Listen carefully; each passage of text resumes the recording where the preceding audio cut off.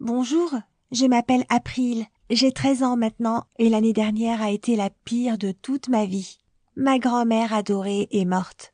Mais avant cela, elle m'a fait une peur extrême et a réussi à ruiner le mariage de mes parents.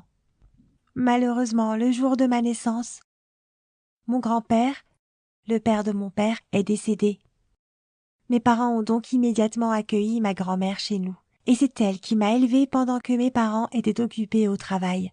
J'aimais tellement ma grand-mère. Elle a toujours été très calme et gentille, et nous faisions des tas de choses ensemble, comme la cuisine, mes devoirs, etc. Et elle ne m'a jamais crié dessus, même quand je faisais des bêtises. De temps en temps, je voyais qu'elle était triste, parce que mon grand-père lui manquait, et nous pouvions rester assises pendant des heures à regarder leurs vieilles photos, et elle me racontait plein d'histoires drôles à son sujet. Des choses étranges ont commencé à se produire avec ma grand-mère quand j'avais 12 ans. Un jour, je suis revenue de l'école après avoir eu une mauvaise note à mon contrôle de maths. J'étais très contrariée et je savais que même si grand-mère n'allait pas se fâcher, elle me forcerait à travailler encore plus dur ce jour-là. Et je détestais vraiment les chiffres. Je l'ai trouvée dans le salon en train de dépoussiérer les meubles et dès qu'elle a entendu ma mauvaise nouvelle, elle a pris le vase le plus proche, elle me l'a jeté dessus. Heureusement, elle m'a loupé et le vase a explosé contre le mur. Je n'ai même pas réalisé immédiatement ce qui s'était passé. Puis soudain, ma grand-mère s'est mise à me crier dessus, que tout était de ma faute et qu'elle me voulait hors du salon. Elle m'a obligée à aller dans ma chambre et à y rester, en criant qu'elle ne voulait plus me voir. Ses yeux brillaient de colère et ses mains étaient crispées dans ses poings. J'ai pris mon sac à dos et je me suis précipitée à l'étage en pleurant. Jamais auparavant je n'avais été confrontée à une agression à la maison. Et surtout, je n'avais jamais vu ma douce grand-mère aussi furax. C'était terriblement choquant et effrayant. J'ai sangloté dans ma chambre pendant une demi-heure environ, puis j'ai réalisé que j'avais très faim. J'ai alors décidé de descendre me faire un sandwich. Et j'étais très inquiète que ma grand-mère soit encore de très mauvaise humeur en bas. Cette fois-ci, elle était dans la cuisine, en train de préparer quelque chose pour le dîner, comme si rien ne s'était passé plus tôt. Dès qu'elle m'a vue, elle a été vraiment surprise parce que, comme elle l'a dit, elle n'avait même pas remarqué que j'étais rentrée de l'école. C'était bouleversant. Je suis restée là, ne comprenant plus rien, pendant que ma grand-mère, de sa manière la plus ordinaire et conviviale, s'occupait de l'argenterie et mettait la table en vue du repas. Je me suis assise avec précaution à la table, en regardant ma grand-mère bien en face, essayant de comprendre si elle plaisantait en disant qu'elle ne m'avait pas remarqué ou non. Cette fois-ci, elle semblait vraiment être une personne différente. Je veux dire, elle ne ressemblait pas à cette vieille dame furibarde qui m'avait jeté un vase une demi-heure auparavant. J'ai parlé à ma grand-mère de ma mauvaise note pour ce test et elle m'a dit, comme je le pensais depuis le début, que nous allions travailler sur mes maths après le dîner. Et puis elle a commencé à me raconter comment plus tôt, ce jour-là, alors qu'elle faisait le ménage, elle avait accidentellement cassé un vase. Et elle a même plaisanté en disant que ma mère allait la tuer pour ça. Et j'étais perdue. Je ne comprenais rien du tout, mais pour une raison quelconque, je n'ai pas parlé à ma grand-mère de ce qui se passait. Cependant, j'avais entendu parler de différentes maladies mentales que les personnes âgées développent souvent. Alors plus tard ce jour-là, après que ma mère soit déjà rentrée à la maison, j'ai essayé de lui en parler, mais elle ne m'a pas cru. Elle m'a dit qu'il n'y avait aucune chance que grand-mère me lance quelque chose exprès et que j'avais probablement réagi de façon excessive ou imaginé quelque chose. Il y a une chose que tu dois savoir à mon sujet. J'ai une imagination très vive et quand j'étais petite, mes parents m'ont même emmenée chez un médecin spécialiste. Ils avaient peur parce que je parlais de choses qui n'existaient pas ou, en d'autres termes, je mentais beaucoup. Par exemple, j'avais un ami imaginaire et je forçais ma famille à lui parler et à agir comme s'il existait vraiment. Je ne sais pas, pour moi c'était juste un jeu, mais il pensait que j'étais un peu timbrée, je suppose. Après quelques séances avec ce médecin, j'ai en quelque sorte cessé de jouer à des jeux de la sorte, mais personne n'a jamais oublié à quel point je pouvais être inventive. Bref, le temps a passé et plus rien de ce genre n'est arrivé à ma grand-mère pendant les 2 mois qui ont suivi. Quant à moi, je ne pouvais pas m'empêcher de repenser à ce jour-là et j'ai essayé de trouver des infos sur Internet au sujet des symptômes de la démence et d'autres troubles mentaux. Au début,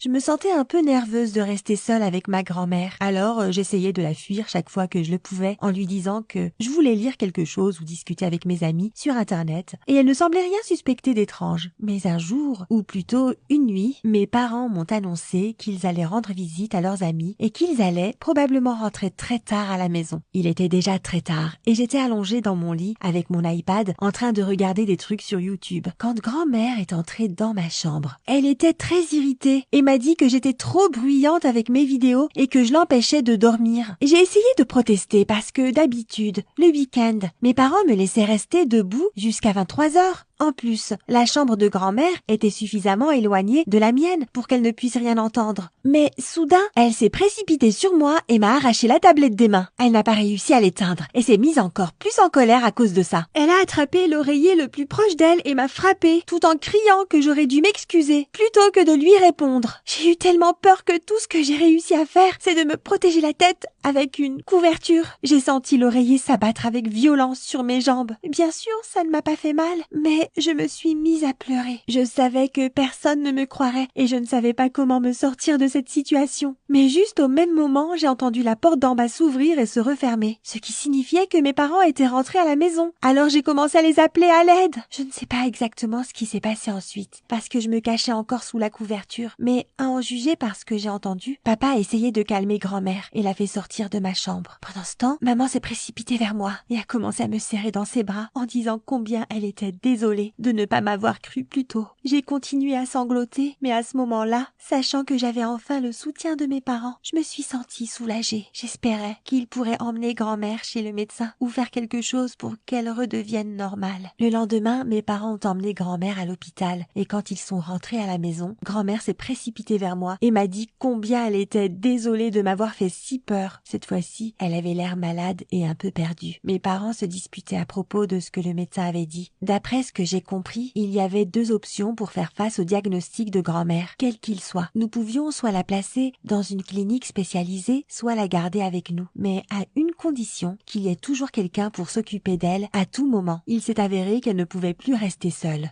Bien sûr, papa ne voulait même pas envisager, comme il l'a dit, de se débarrasser de sa mère à la première occasion. Depuis lors, ma mère a dû travailler depuis chez elle pour rester avec grand-mère et moi. J'ai vraiment essayé d'être aussi utile que possible. Mais apparemment, les médicaments que le médecin avait prescrits à grand-mère ne fonctionnaient pas. Son état de santé s'est aggravé et par là, je veux dire, son état mental. Elle ne souriait plus et était grossière la plupart du temps. En fait, chaque fois qu'elle me voyait, elle se mettait même à crier fort pour que ma mère me dise d'aller ailleurs, plutôt que de rester avec grand-mère dans la même pièce. Et en plus, mes parents se disputaient tout le temps. Je les entendais se disputer dans leur chambre, et quand nous étions tous ensemble, ils se parlaient à peine.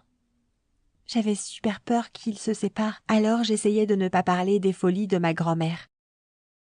Par exemple, une fois, quand elle m'a volontairement aspergé de thé brûlant, j'ai dit à maman que je m'étais maladroitement renversé la tasse dessus. Je savais juste que chaque fois que grand-mère me faisait du mal, maman se mettait en colère contre papa et ils se disputaient à nouveau. Et puis, un jour, nous n'avons pas trouvé grand-mère. Peux-tu imaginer ce que nous avons ressenti en voyant qu'elle s'était tout simplement évaporée? Au début, maman et moi avons cherché grand-mère partout dans la maison. Tu sais, on ne peut jamais vraiment comprendre ce qui peut venir à l'esprit d'une personne malade, n'est-ce pas? Elle aurait pu littéralement s'enfermer dans un placard. Papa était au travail à ce moment et maman avait terriblement peur que si quelque chose de mal était arrivé à grand-mère sous sa surveillance, il ne le lui pardonnerait jamais. D'ailleurs, c'est à ce moment-là qu'on a compris pourquoi grand-mère ne se sentait pas mieux à cause des pilules. Elle les cachait littéralement sous son lit au lieu de les avaler. Maman a alors appelé la police et au cas où, nous sommes allés vérifier le voisinage par nous-mêmes. Nous l'avons trouvée à 5 pâtés de maison de chez nous. Elle mangeait quelque chose dans une poubelle. Miraculeusement, nous l'avons persuadée de rentrer à la maison. Mais pendant tout le trajet, elle nous a hurlé dessus en criant que nous la kidnappions. Tout le monde se retournait sur notre passage. C'était épouvantable. Mais les choses ont empiré quand mon père est rentré à la maison et a tout découvert. C'est justement ce dont maman avait peur. Il a commencé à l'accuser de tout. Je pense que c'était la goutte d'eau qui a fait déborder le vase et maman a perdu patience. Elle a dit que s'il n'emmenait pas grand-mère dans une maison de retraite adaptée, elle me prendrait avec elle et le quitterait. Je ne pense pas que je serais en train de raconter cette histoire si mon père nous avait choisis. Mais il ne l'a pas fait. Le lendemain, ma mère et moi déménagions à l'hôtel dans un premier temps. Puis, après environ une semaine, elle a loué un petit appartement pour nous deux. Et au bout de 6 mois, ma grand-mère est décédée. Bien sûr, ma mère et moi sommes allés aux funérailles, mais elle et papa ont tout de même divorcé. Je n'arrive pas à croire que si ma mère avait été patiente pendant 6 mois de plus, notre famille serait encore ensemble. Et je n'arrive pas à me défaire de l'idée que tout est arrivé par ma faute, parce que c'était pour me protéger des attaques de ma grand-mère que ma mère avait fait nos valises à l'époque. Mon histoire t'a plu? Alors clique sur le bouton j'aime et n'hésite pas à partager tes réflexions dans les commentaires ci-dessous. Salut!